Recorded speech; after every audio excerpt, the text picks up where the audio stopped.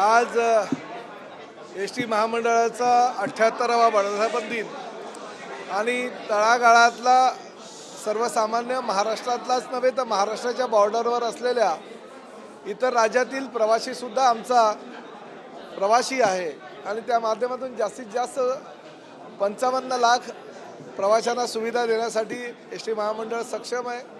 अतिशय जलद गतीनं पावलं आम्ही टाकतोय आणि आदरणीय पंतप्रधान नरेंद्र मोदी साहेब, आमचे मुख्यमंत्री देवेंद्रजी फडणवीस, उपमुख्यमंत्री एकनाथ शिंदे साहेबांच्या नेतृत्वाखाली 2035 साली एस टी महामंडळ पूर्णतः EV पॉलिसी स्वीकारून आमच्या 100% बसेस या पूर्णपणे इलेक्ट्रिक असतील यासाठी आम्ही पावलं उचललेली आणि त्या माध्यमातून आम्ही कारवाई चालू केली आहे। एस टी महामंडळाच्या वर्धापन दिनाच्या निमित्तानं प्रत्येक एस टी महामंडळाच्या ज्या ज्या जागा आहेत त्या सर्व जागांवर आम्ही 78,000 वृक्षांची लागवड करणार आहोत, जेणेकरून चारही बाजूला आमच्या ज्या मोकळ्या जागा आहेत त्यामध्ये झाडं लावून त्या झाडाच्या सावलीच्या माध्यमातून जे काँक्रिटीकरण केलेलं आहे त्या काँक्रिटीकरण थोडंसं थंड कसं होईल ती जागा, त्यासाठी आम्ही प्रयत्न करतोय।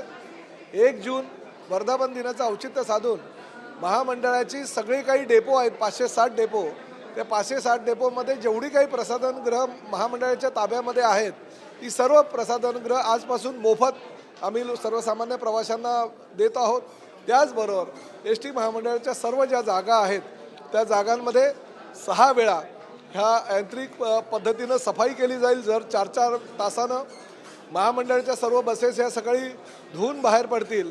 त्याचबरोबर त्या बसमध्ये आतल्या बाजूला स्वच्छता करून आम्ही एक डस्टबिन त्या ठिकाणी ठेवणार आहोत, जेणेकरून कचरा जो आहे एस टीमधला कचरा एस टीमध्येच रस्त्यावर न टाकता एस टीमध्ये डस्टबिनमध्ये टाकावा अशी प्रवाशांना आवाहन आम्ही करणार आहोत। एस टी महामंडळाचे जे कर्मचारी रात्री झोपत असतात त्यांच्या ज्या जागा आहेत त्या ठिकाणी स्वच्छतागृह स्वच्छ, पिण्याचं पाणी, एस टी महामंडळाच्या प्रत्येक डेपोमध्ये स्वच्छ पिण्याचं पाणी आणि अशा पद्धतीचे जेवढ्या काही उपाययोजना करता येईल तेवढ्या उपाययोजना महामंडळाच्या माध्यमातून ह्या 1 जूनचं औचित्य साधून आम्ही करणार आहोत।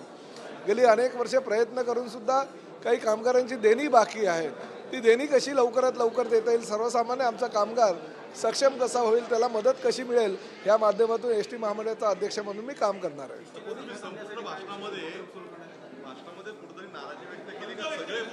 ही वस्तुस्थिती आहे। एस टी महामंडळाला मी अध्यक्ष झाल्यापासून जवळजवळ 900 कोटी रुपयाचं अतिरिक्त उत्पन्न मिळत असताना सुद्धा एस टी महामंडळ जर तोट्यात जात असेल तर कुठेतरी आमच्या कर्मचाऱ्यांची संथ गती, मंद गती कुठेतरी असेल आणि त्या माध्यमातून त्या संदर्भात आठवड्यातून 1 दिवस बैठक घेऊन पूर्णपणे अर्थव्यवस्था जी एस टी महामंडळाची आहे ते सक्षम कशी होईल, एस टी महामंडळाला घाट्यातून नफ्यामध्ये कसं नेता येईल यासाठी मी पूर्ण वेळ देणार आहे आणि त्या माध्यमातून चांगल्या प्रकारच्या उपाययोजना करणार आहे। उपाययोजना करत असताना ज्या ठिकाणी फायद्यामध्ये मिळवून देणारे कर्मचारी अधिकारी आहेत त्यांचा मान सन्मान, त्यांना बक्षीसं देणार आहे। परंतु एवढे सगळे उपाययोजना केल्यानंतर सुद्धा जर एस टी महामंडळ तोट्यात कोणी घालत असेल तर त्यांच्यावर कारवाई करायला सुद्धा मी मागे पुढे बघणार नाही। बघा, ब्रँड ॲम्बॅसेडर आमचे जेनेलिया आणि रितेश देशमुख आहेत, परंतु मी संजू राठोड याला विनंती केलेली आहे, ज्या पद्धतीनं तुम्ही गुलाबी साडी सगळीकडे तुमचं परिचित आहे पूर्ण देशात नव्हे तर विदेशात सुद्धा, तशाच पद्धतीनं लाल परीवर एक गाणं चित्रित करावं, जेनेलिया आणि रितेशला त्या ठिकाणी घ्यावं, कारण तुमचे चाहते महाराष्ट्रात नाही महाराष्ट्राच्या बाहेर सुद्धा आहे आणि त्या माध्यमातून एखादं सुंदर जर थीम सॉन्ग तुम्ही एस टी महामंडळासाठी केलं तर चांगलं होईल आणि त्यामध्ये तुम्ही स्वतः आणि जेनेलिया आणि रितेश सहभागी व्हावं अशी विनंती केलेली आहे। परंतु 15 दिवसापूर्वीच संजूला मी विनंती केली होती, त्यांनी त्यावर कामसुद्धा चालू केलेलं आहे।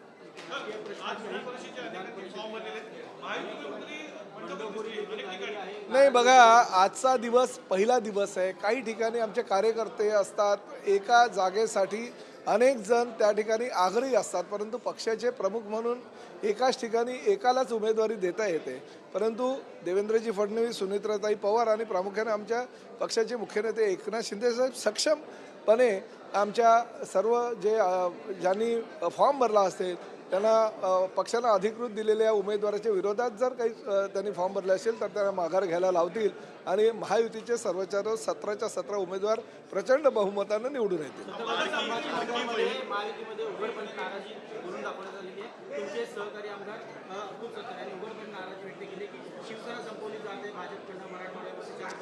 बघा, ज्या ठिकाणी बघा, एक गोष्ट मी तुम्हाला सांगतो, आमच्या पक्षामध्ये काही वरिष्ठ नेते मंडळी ज्या त्या आपल्या भावना व्यक्त करत असतात, परंतु त्या टेम्पररी असतात, थोड्या फार स्वरूपाच्या असतात. परंतु एकदा का ते एकनाथ शिंदे साहेबांना भेटलेत त्यानंतर मात्र त्यांचं समाधान होत असतं आणि समाधान झाल्यानंतर ते आपला निर्णय हे बदलत असतात. परंतु शेवटी ह्या सगळ्या प्रक्रियेमध्ये येत असताना उमेदवारी मी मगाशी म्हणालो, महायुती आहे, 3 पक्ष आहे, 3 पक्षापैकी एकाच पक्षाला आणि त्याही एका पक्षातून एकालाच उमेदवारी मिळत असते. त्यामुळे काही प्रमाणामध्ये थोडाफार आमच्या कार्यकर्त्यांमध्ये किंवा युतीमधल्या दुसऱ्या पक्षाच्या कार्यकर्त्यांमध्ये संभ्रम असतो, परंतु हे तिन्ही नेते एकत्र बसून पुढील 3 दिवसामध्ये हा संभ्रम दूर करतील. परंतु एक मात्र नक्की, ज्या ठिकाणी शिवसेनेला जागा मिळतात त्यात भारतीय जनता पक्षाचे आणि राष्ट्रवादीचे नाराज असतात, ज्या ठिकाणी भारतीय जनता पक्षाला उमेदवारी मिळते महायुतीमध्ये त्या ठिकाणी शिवसेना आणि राष्ट्रवादीची नाराजी असतात. त्यामुळे हे होतच राहतं. एकत्रितपणे काम करत असताना किंवा सरकार चालवत असताना ह्या गोष्टी अपेक्षित असतात. परंतु निश्चितपणे हे तिन्ही मोठे नेते आहेत, ते एकत्र बसून 2च दिवसात यावर तोडगा काढतील.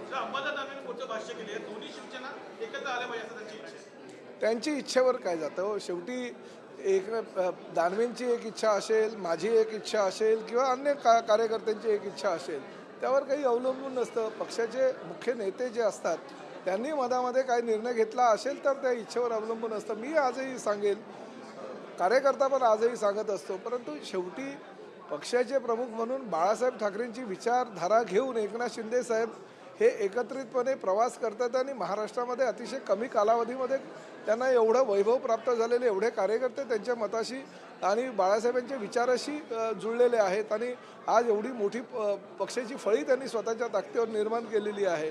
आमच्यामध्ये जर कोणी सामील होण्याचा प्रयत्न करत असेल तर आम्ही त्यांना सांभाळून घेऊ.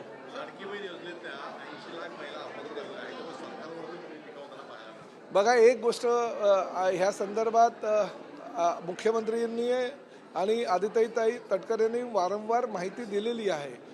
अपात्र ज्या बहिणी आहेत त्या कुठल्या कारणास्तव बाद झाल्या आहे याची सुद्धा छाननी चालू आहे आणि ती छाननी झाल्यानंतर त्या बाबतीतला अंतिम निर्णय येईल. परंतु विरोधकांनी हे सुद्धा विचार करायला हवा की तुम्ही एवढे वर्ष सत्तेवर होते, तुम्ही सत्तेमध्ये असताना 1 रुपयासुद्धा आमच्या लाडक्या बहिणींना दिलं नाही आणि सत्तेच्या बाहेर आल्यानंतर जर एकनाथ शिंदे साहेबांनी लाडक्या बहिणीला महिन्याला 1500 रुपये दिले, त्या 1500 रुपये देण्यावरनंच तुम्ही तुमची वेगवेगळ्या प्रकारची वल्गना चालू केली, तर कुठेतरी चांगल्या विचारसरणीला सपोर्ट किंवा प्रयत्न करायला हवा की ते पुढे कसं जाईल. परंतु ह्या योजना बंद पाडाव्यात यासाठी तुम्हीच कोर्टामध्ये गेले, तुम्हीच कोर्टाची दरवाजे ठोठावले आणि आज तुम्हीच म्हणताय की 80 लाख महिलांना किंवा लाडक्या बहिणींना यांनी सरकारने काही दिलेलं नाही. हे योग्य नव्हे. त्यामुळे मला असं वाटतं एकनाथ शिंदे साहेबांनी देवेंद्रजींनी निर्णय घेतला आहे तो निर्णय योग्य आहे. लाखो लाडक्या बहिणींना, करोड लाडक्या बहिणींना हे राज्य शासनाचे 1500 रुपये मिळत आहेत आणि भविष्यामध्ये ही योजना बंद पडणार नाही. हिंदी भाषेचे गोडवे जे आहे भाजपने मुख्यमंत्री अमित शहा घातलेले आहेत. नाही काय, मला त्या संदर्भात काही कल्पना नाही.